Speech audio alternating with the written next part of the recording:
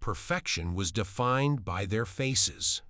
Immensely glamorous, immaculate, and untouchable stars. However, the reality was far from perfect behind the sparkling lights and well-groomed grins. The secrets of some of Hollywood's most illustrious figures were more foul-smelling than the scandal itself.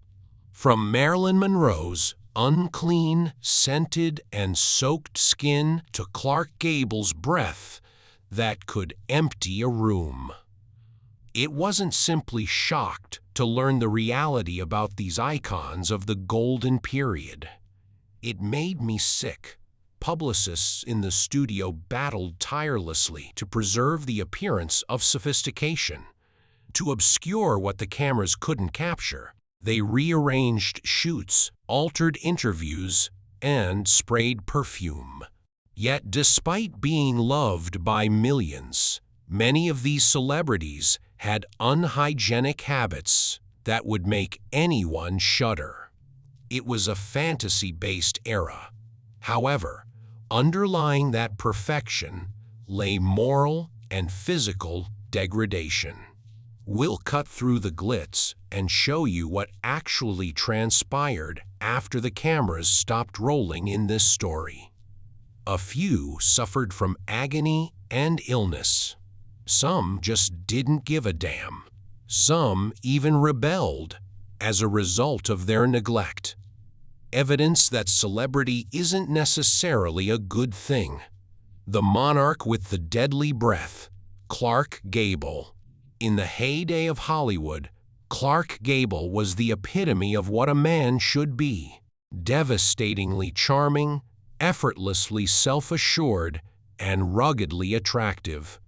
Gable, who was born in Cadiz, Ohio, on February 1901, came from a humble upbringing and worked his way up via various occupations until settling into front of the camera.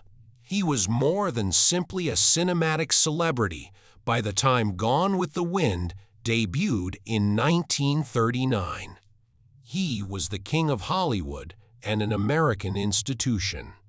However, beneath that self-assured grin and silky voice lurked a secret so disagreeable that his co-stars secretly feared approaching.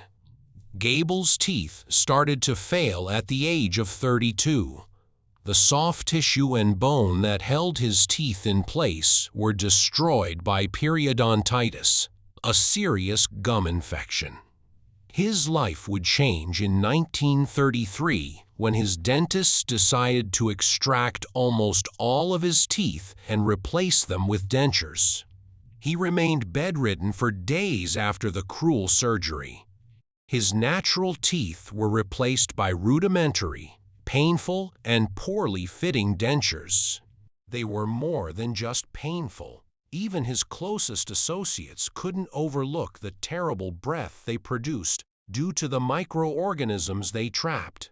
Gable's studios put in a lot of effort to preserve his reputation, since Hollywood was a world of delusions. His publicist made sure that no reporter ever brought up his dental difficulties, and makeup artists and customers were told to keep tissues and mint spray close at hand.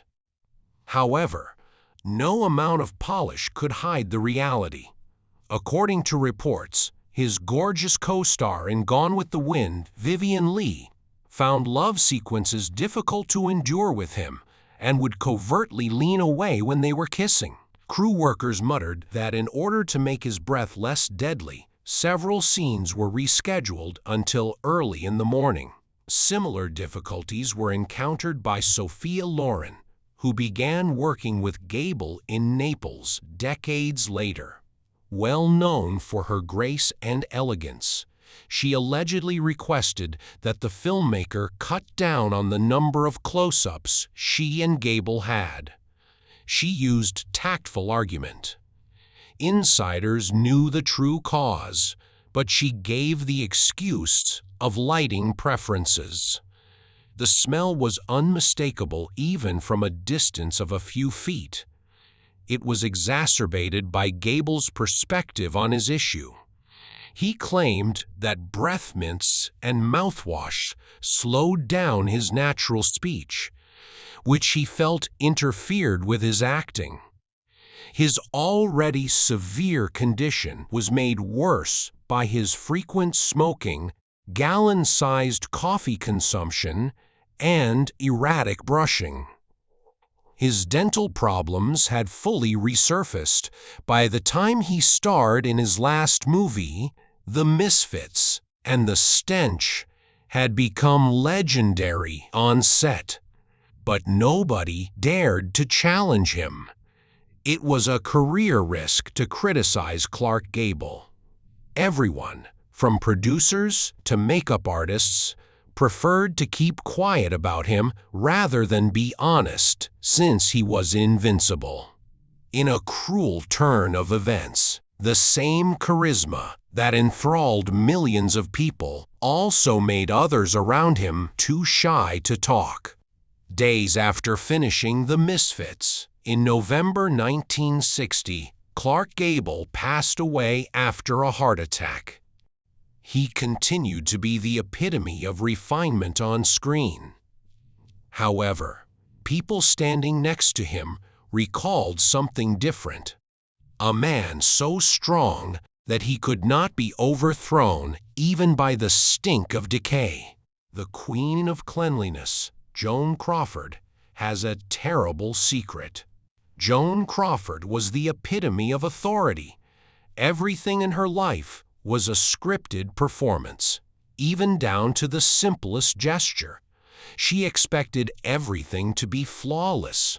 The manner in which she spoke, walked, and appeared on camera. Her kids remembered how a single dust particle in her house might set off a tantrum. She bleached her furniture till the air stung and cleaned her hands until they bled. However, there was a terrible, agonizing irony hidden underneath this compulsive picture of cleanliness. The source of Joan Crawford's brilliant smile, her mouth, was decaying from the inside out. She fought her way out of poverty and into the glamorous world of MGM after being born Lucille Fia Lasur in San Antonio, Texas, in 1904. She had rebranded herself as Joan Crawford by the 1930s, a name that was associated with strength, glitz, and accuracy. However, despite the success of her work, she developed an unhealthy obsession with beauty, particularly the appearance of sharper cheekbones. Crawford had many MERS surgically removed to give her face a more angular appearance under studio lights, a startling cosmetic treatment that followed a Hollywood style made popular by Marlene Dietrich. Initially, the process was successful. Her face was chiseled like marble, and her cheekbones became the envy of Hollywood. But the price was terrible. Her remaining teeth started to move forward without the MERS to support her jaw structure, leaving spaces that her dentist repaired with cement and porcelain caps. The region became infested in a matter of months. Her mouth hurt all the time, her lips expanded, and her gums swollen. The infection never completely went away. Crawford has persistent halitosis and foul breath that could fill a whole room. The tragedy was only made worse by her perfectionist instincts. She gained notoriety for having a spotless wardrobe and flawlessly arched eyebrows, but her oral health deteriorated. Alcohol, her nocturnal getaway, exacerbated the infections, and the agony in her mouth made brushing intolerable. While Whatever Happened to Baby Jane was being filmed, her co-star, B, according to reports, Davis grumbled that Crawford's breath was sufficient to cut the scene short. Coffee mints and peppermint sprays were used by crew workers to cover it up, but the smell always came back. The rot had taken its toll by the late 1960s. Years of gum inflammation had caused Crawford's famous top lip, which was sensually curled and slightly puffy, to permanently expand. Photographers and makeup artists put a lot of effort into maintaining the appearance of perfection, hiding the flaws with filters and lighting trickery. However, people close to her witnessed the truth in private. Her last years were characterized by loneliness and suffering. One assistant subsequently remarked, "Jones smelled like roses on the outside, but like death on the inside." In order to survive a day of filming when she resumed acting in the 1970s, she needed 24-hour dental care. She continued to exude elegance, but beyond that beautiful exterior was a woman suffering, not just from vanity, but also from the unachievable pressure to be perfect. At the age of 73, Joan Crawford passed away in 1977, still striving to uphold her flawless persona. The woman who cleaned her world had spent decades carrying her own deterioration, a chilling reminder that sometimes the most exquisite beauty conceals the most sinister decay. The dirty bombshell was Marilyn Monroe. An era was defined by Marilyn Monroe's beauty. Her platinum locks, her whisper, and her saunter all came to represent the American elegance ideal. However, the fantasy's creator, Norma Jean Mortensen, was born in Los Angeles on June 1926, and had a life so tumultuous that her on-screen perfection was almost cruelly comical. Although her skin shone in the studio, her behavior off-camera revealed a very different picture. One that smelt more of loneliness, neglect, and tiredness than Chanel No. 5. Those who worked closely with Marilyn were aware of her mistrust of cleaning supplies. She refused to use soaps and deodorants, saying they included harsh chemicals that interfered with her natural fragrance. Rather, she let her distinctive Chanel No. 5 perfume do all the work. According to friends, she would spray herself multiple times a day, sometimes going days without taking a shower. She frequently kept tissues, powder, and wipes on hand to freshen up in between shots, thanks to her makeup artist Alan Whitey Cinder, who became one of her closest confidants. He once acknowledged that she would come on set with dirty skin, so he had to put the glow back on her face more frequently than most actresses. Less tactful were her co-stars. In 1959, Tony Curtis, who co-starred with her in Some Like It Hot, reportedly remarked that kissing her would be like kissing Hitler. He then claimed it was sarcasm and an out-of-context joke. However, the gossip was already out there. Directors and makeup artists muttered about her body odor, which was a combination of tension, cigarettes, and perfume. According to On the Misfits, 1961 Clark Gable, who was notorious for his personal hygiene issues, avoided close contact during breaks. The team was aware of the irony. Two of the most attractive persons in Hollywood, both suffering from personal deterioration. Arrogance was not the cause of Marilyn's hygiene problems. They were signs that life was getting out of hand. She struggled with melancholy, chronic sleeplessness, and barbiturate dependence. She had erratic energy, late mornings and long evenings. She frequently dozed off wearing a lot of makeup, pressing her face into the pillow and leaving the linens stained with mascara.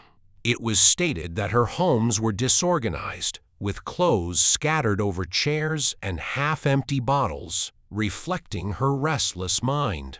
Her physical and mental health had deteriorated by 1962 when she was filming Something's Got to Give.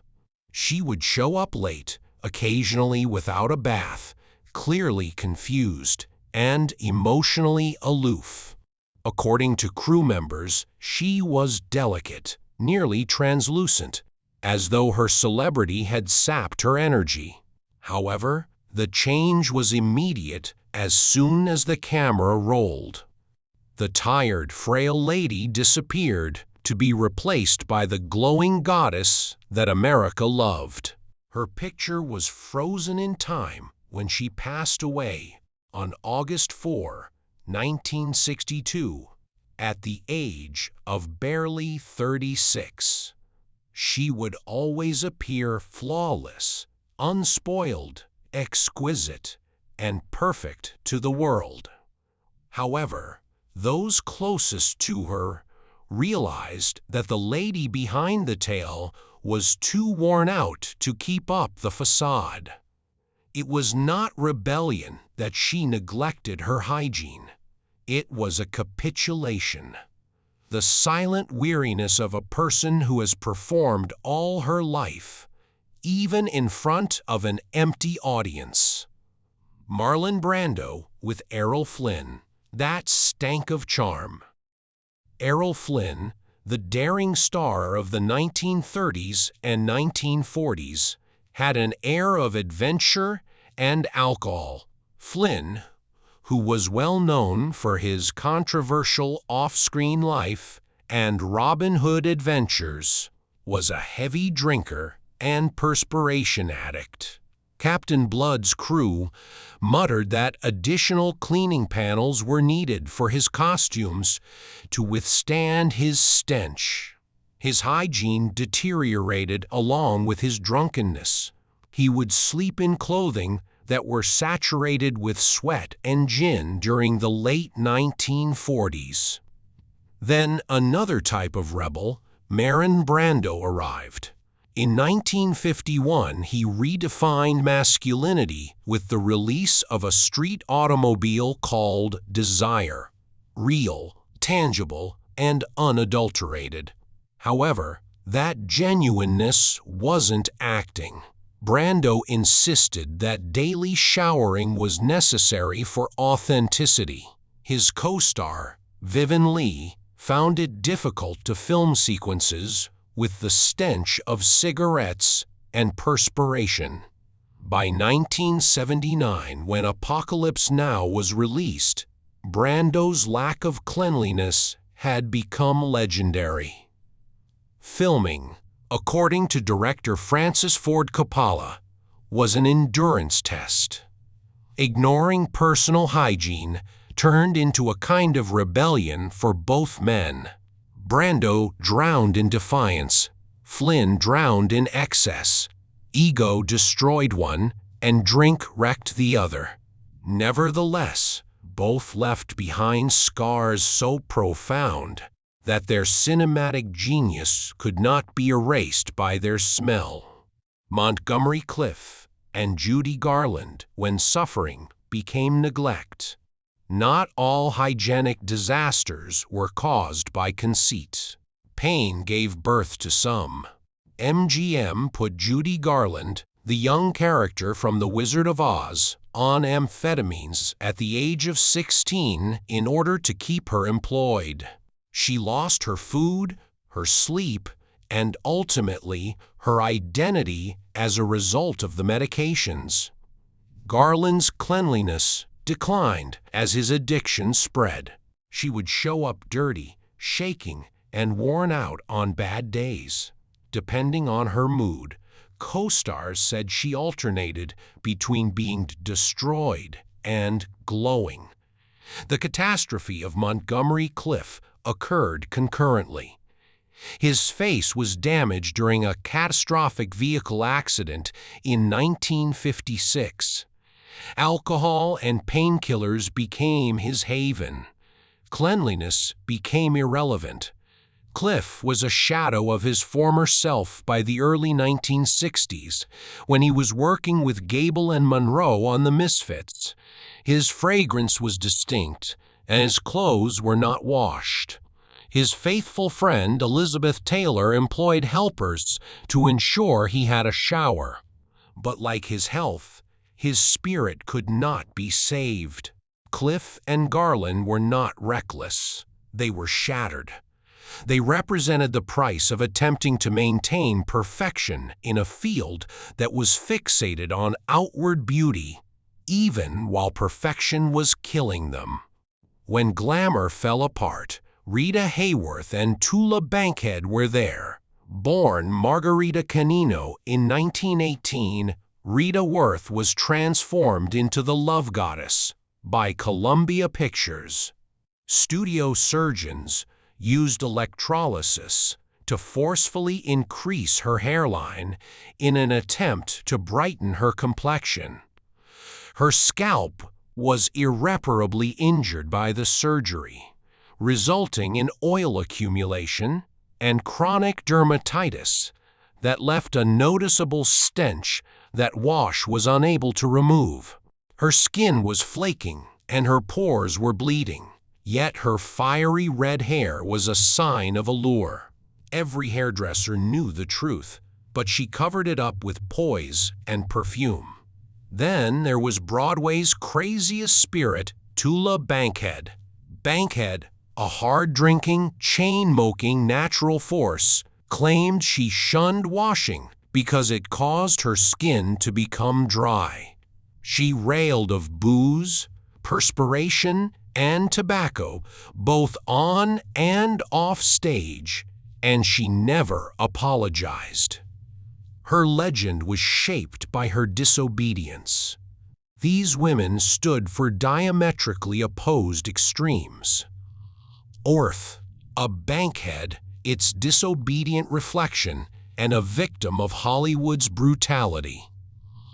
Both demonstrate how celebrity robs people of their humanity to the point where even something as basic as having a clean scent is unattainable.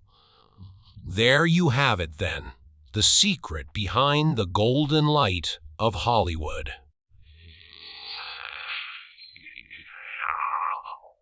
Weren't divine beings. They were flawed, human, brittle, and even downright dirty. Every stunning close-up concealed a tale of suffering, hubris, or self-destruction. It raises the question of how much of what we see in the modern world is merely an illusion. If we were close enough to smell the truth, would we still love these icons?